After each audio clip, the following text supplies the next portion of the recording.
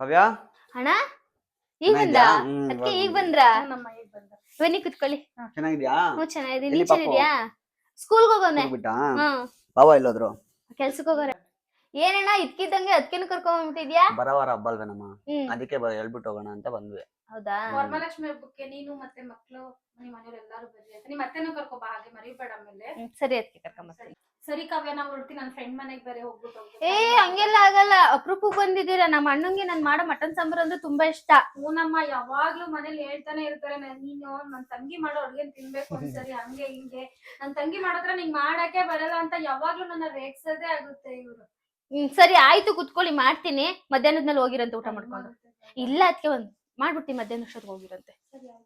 ಆಯ್ತು ಬಿಡೆ, ಮಧ್ಯಾಹ್ನ ಹೋಗೋಣ. ನನ್ನ ತಂಗಿ ಅಪರೂಪ ಮಾಡ್ಕೊಡ್ತೇವೆ, ನೀನಂತೂ ಕರೆಕ್ಟಾಗಿ ಮಾಡಲ್ಲ. ಅವ ದುಡ್ಡಿಟ್ಟಿದ್ನಲ್ಲ, ಅಯ್ಯೋ ದುಡ್ಡಿಲ್ಲ, ಇದ್ರಲ್ಲಾರು ಇಟ್ಟಿದ್ದೀನೇನೋ. ಇದ್ರಲ್ಲೂ ದುಡ್ಡಿಲ್ವಲ್ಲ.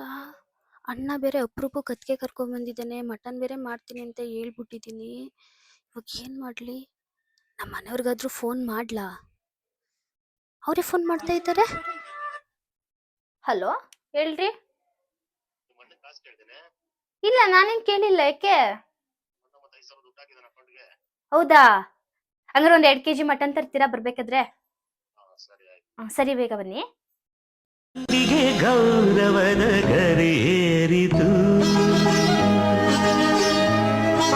ಮುದ್ದಾಗಿ ನೀನು ಅಣ್ಣ ಅಣ್ಣ ಅನ್ನೋದೆ ನನಗೆ ಓಂಕಾರ. ನನ್ನ ಇವೆಲ್ಲ ನಿನಗಾಗಿ ತಾನೆ, ದೀರ್ಘಾಯುಷ್ಮಾನ್ ಭವ.